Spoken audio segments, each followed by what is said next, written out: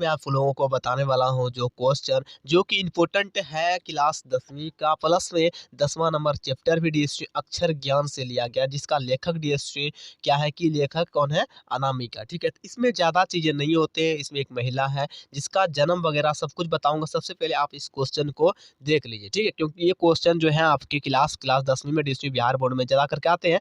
अगर आपका बिहार बोर्ड के अदर बोर्ड में भी अगर ज़्यादा करके यूपी में भी कनेक्शन होता है, ठीक है, क्योंकि कनेक्ट होने का बाद जो कि है इसमें, क्योंकि मैं जो एनसीईआरटी से पढ़ाता हूँ, आपको पता है डीएसटी की एनसीईआरटी जो है ना यूपीएससी लेवल से भी पूछा जाता है। ठीक है, तो यूपीएससी से भी कनेक्ट होता है, तो कोई दिक्कत नहीं, लगभग के लिए ये चीज़ होता है। अगर डीएसटी आप बिहार बोर्ड के अलावा किसी और बोर्ड से हैं तो भी कोई दिक्कत नहीं है, आपका क्वेश्चन यही रहेगा, आंसर भी यही रहेगा। ठीक है, तो चलिए स्टार्ट करते हैं। डीएसटी आपने सबसे पहले क्वेश्चन को देखा कि कविता में, देखिए यहाँ पर क्या है, कविता में क का, देखिए क का वर्ण जो है ना विवरण का बोल रहा है, यहाँ पर विवरण को स्पष्ट करने के लिए से बोल रहा है डीएसटी, यहाँ पर स्पष्ट कीजिए बोल रहा है। ठीक है, तो डीएसटी मैं आपको बता दूं, सबसे पहले इसका फर्स्ट ये जो क्वेश्चन है आंसर मैं दूंगा आप लोगों को, तो मेरा आपको आदत पता होगा डीएसटी, मैं ऑब्जेक्टिव और सब्जेक्टिव दोनों बताता हूँ फर्स्ट वाले में, प्लस में सेकंड थर्ड में भी जो क्वेश्चन आते हैं उसमें भी ऑब्जेक्टिव सब्जेक्टिव दोनों बताता हूँ। बट फर्स्ट जो चैप्टर का होता है जब स्टार्ट करते हैं डीएसटी, ठीक है, तो थोड़ा सा इसके बारे में जो कविता है जो है डीएसटी, इसका लेखक वगैरह,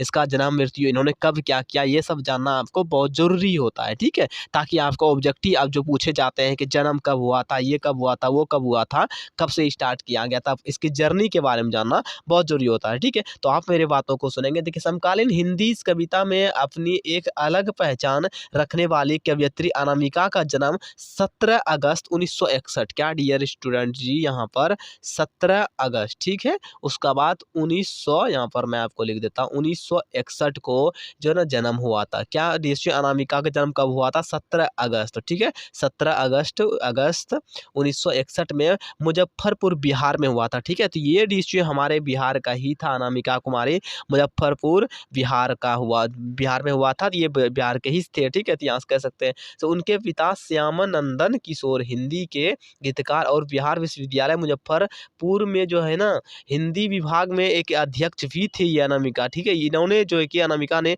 दिल्ली विश्वविद्यालय से अंग्रेजी में एएमए किया। ठीक है, दिल्ली विश्वविद्यालय में जो क्लास है ना, वहाँ पर जो यानी कि स्कूल जो होंगे विश्वविद्यालय, ठीक है, तो वहाँ से इन्होंने क्या किया, एएमए किया। ठीक है, उसके बाद को छोड़ो, उन्होंने पीएचडी भी जो ना पीएचडी भी किए की उपाधि पाई है, समृत्य वो सत्यावती कॉलेज दिल्ली विश्वविद्यालय अंग्रेजी विभाग में प्राध्यापिका भी, अनेक प्राध्यापिका भी यानी कि वो समझ जाइए एक तरह से टीचर के लाइन में भी चले गए थे। ठीक है, तो ये भी कह सकते हैं डिस्ट्रिक्ट, ज़्यादा क्या जानना, बस इतना सा मैंने आपको बता दिया। तो डिस्ट्रिक्ट ये था हमारा चीज़ें। अब मैं आपको जो है ना, ये ऑब्जेक्टिव में आते हैं, आपको याद रखना है। अब मैं आपको क्वेश्चन का आंसर दिलाता हूँ, क्योंकि थोड़ा सा लंबा आपको लगा होगा, क्या आपने खींच दिया, तो कोई बात नहीं है, मैं आपको थोड़ा सा ज़्यादा जानकारी देना चाहता था इसलिए। ठीक है, तो अब आइए फटाक से मैं आपको इसका आंसर बता देता हूँ। तो ये उत्तर यहाँ से हो जाता है हमारा, आपको जो उत्तर लेना है 5 नंबर में ये क्वेश्चन आता है ना, तो कम से कम मैंने 10 नंबर तक आपको बता दिया। ठीक है, ये 10 नंबर तक का क्वेश्चन है आपका, परंतु यहाँ पर देखिए उत्तर यहाँ पे बोल रहा है, प्रस्तुत कविता में